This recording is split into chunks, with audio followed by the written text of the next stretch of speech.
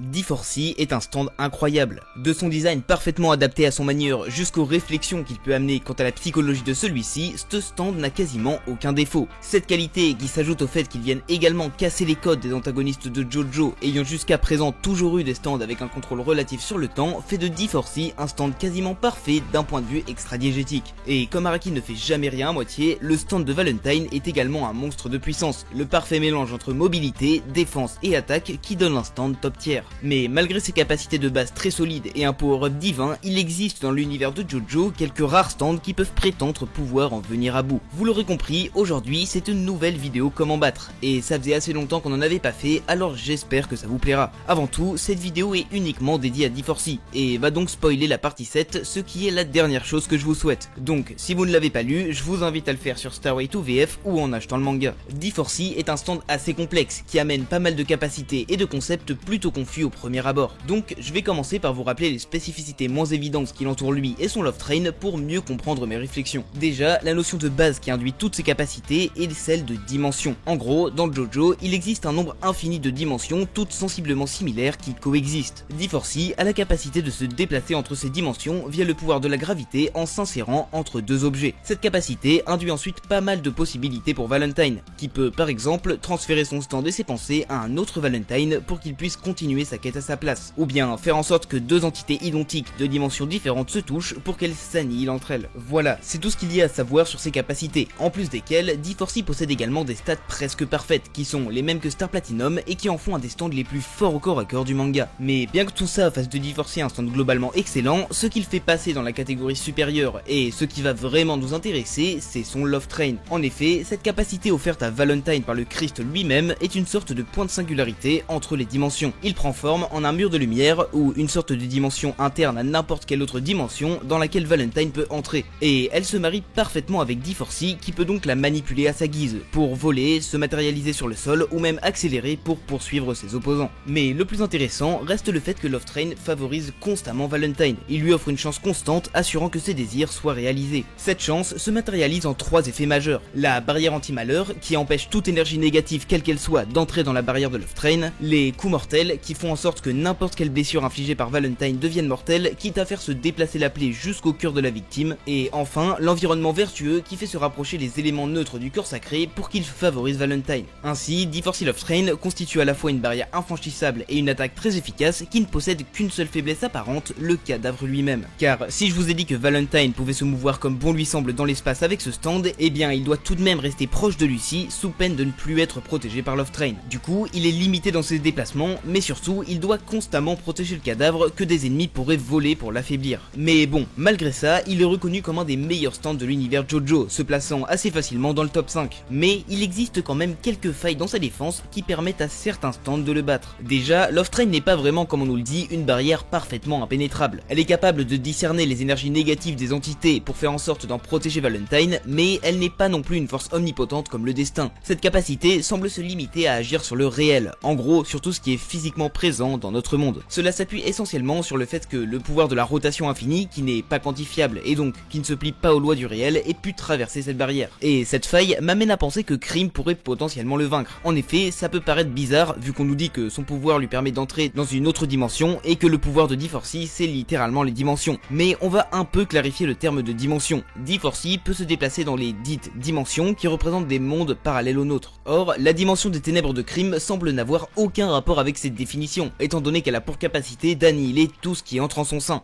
Je pense donc qu'il ne s'agit pas du même type de dimension, et là où celle de D4C représente des mondes parallèles, celle de Cream se rapproche plus d'un monde réellement différent du nôtre, avec ses propres lois. Donc, en partant du principe que Valentine n'a pas de contrôle sur la dimension de Cream, est-ce qu'il pourrait, via son annulation, atteindre ce dernier? Eh bien, pour cela, il faudrait que Cream puisse sortir du domaine du réel. Il faudrait donc soit qu'il représente un concept qui existe dans le réel, mais qui ne peut pas y être défini, comme la rotation infinie, ou alors qu'il puisse interagir avec le réel sans pour autant y être matérialisé. Eh bien, en fait, c'est littéralement son pouvoir. Parce que quand il change de dimension, Crime n'est plus réel, il n'est plus dans notre monde, mais la nature de son pouvoir fait que malgré ça, il peut quand même interagir avec le réel, en l'occurrence en l'effaçant. Ainsi, Crime n'existe techniquement plus, mais il peut tout de même agir sur notre monde, ce qui lui permettrait sans doute de ne pas être sensible à la barrière de Love Train, et donc de tuer Valentine. Même si, bon, vu qu'il est quand même aveugle quand il peut attaquer, son combat ne serait clairement pas gagné d'avance. Et je suis bien conscient que cette explication est un peu alambiquée, et sans doute pas physiquement exacte. Donc si vous avez des précisions ou des contre-arguments à apporter en commentaire, n'hésitez pas. Enfin bref, pour continuer dans la partie 3, j'ai déjà entendu que Star Platinum The World pourrait vaincre Love Train,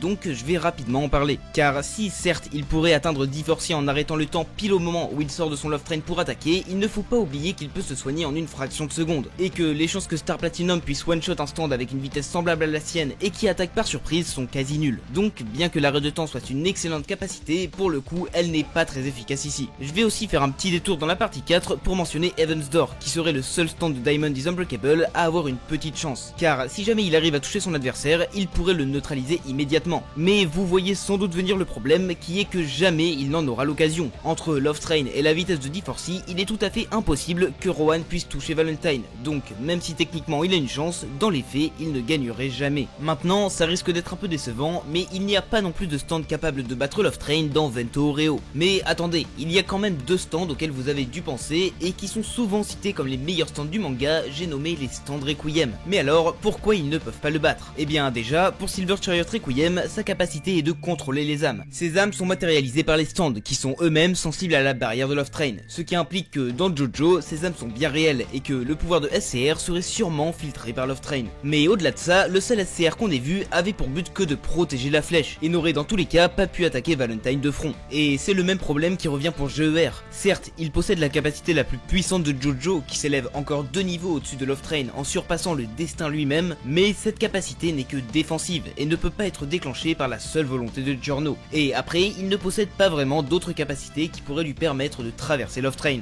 Du coup, un combat entre Love Train et GER serait sûrement assez pathétique, avec juste deux gars qui ne peuvent pas être attaqués, mais qui sont incapables d'atteindre leur adversaire. Mais bon, après, si Valentine ne connaît pas le pouvoir de Giorno et l'attaque sans réfléchir, là, il serait atteint par l'annulation et pourrait donc être touché par Giorno. Mais bon, ça ne compte pas trop, vu que le but, ça reste de trouver des stands capables de percer la barrière de Love Train. Alors, on va peut-être en trouver dans Stone Ocean. Les seuls stands de cette partie qui paraissent assez puissants pour espérer avoir une chance, ce seraient les stands de Pucci. Et du coup, autant juste parler de Made in Heaven, qui est une amélioration de ces derniers. Quand on parle de stands surpuissants ou divins, il ressort tout le temps, et on entend même qu'il serait capable de battre des stands comme GER ou justement Love Train. Mais sur quelle réflexion se basent ces affirmations? Eh bien, étant capable d'atteindre une vitesse infinie, Made in Heaven pourrait donc surpasser Love Train tout comme l'a fait Tusk. Ainsi, il réinitialiserait l'univers, ce qui tuerait son adversaire. Bon, vous le voyez sans doute venir, mais ces affirmations sont fausses, et si je les cite, c'est juste parce que je les entends beaucoup trop souvent. Donc, première chose, oui, Pucci pourrait sûrement réinitialiser l'univers en présence de Valentine sans gros soucis, tout simplement parce que ça ne servirait à rien. Cette capacité ne permet pas de tuer qui que ce soit en fait, mais juste d'émanciper Pucci de son destin. S'il faisait ça face à Love Train, eh bien, à la fin de son opération, il serait toujours en face du même ennemi, au même endroit et sans plus de possibilités pour le battre. Mais au-delà de ça, est-ce que la vitesse infinie de Pucci surpasse le réel comme Tusk?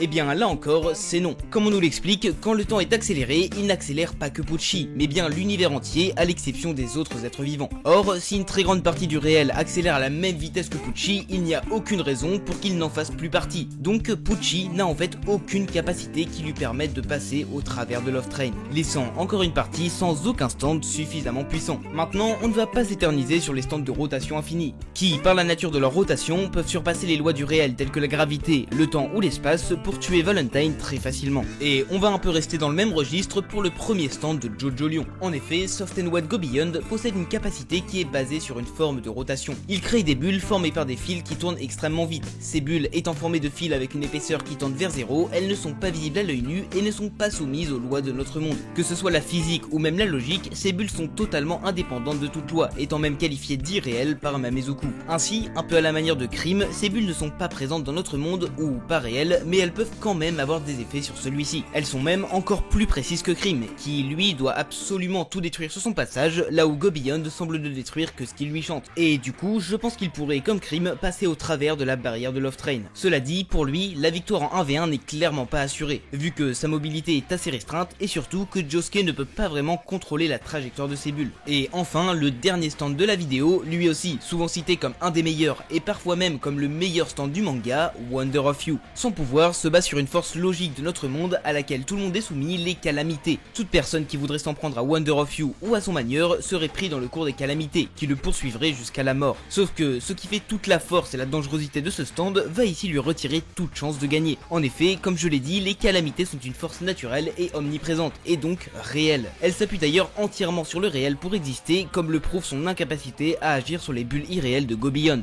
Donc, aucune calamité ne pourrait passer au travers de Love Train, ce qui fait que face à Valentine, Toru serait tout simplement désarmé. Et bien finalement, on n'aura trouvé que 3 stands capables de surpasser la barrière de Love Train. Au moins, si vous doutiez de sa puissance, là vous êtes fixé. Bon, dans cette vidéo, j'ai quand même fait pas mal de spéculations. Donc encore une fois, n'hésitez pas à apporter des précisions ou des contre-exemples en commentaire. Ça faisait quand même 4 mois qu'on n'avait pas fait ce type de vidéo, alors j'espère que vous l'appréciez toujours. En tout cas, si cette vidéo vous a plu, n'hésitez pas à la liker et à vous abonner, et moi je vous dis à plus tard pour une prochaine vidéo.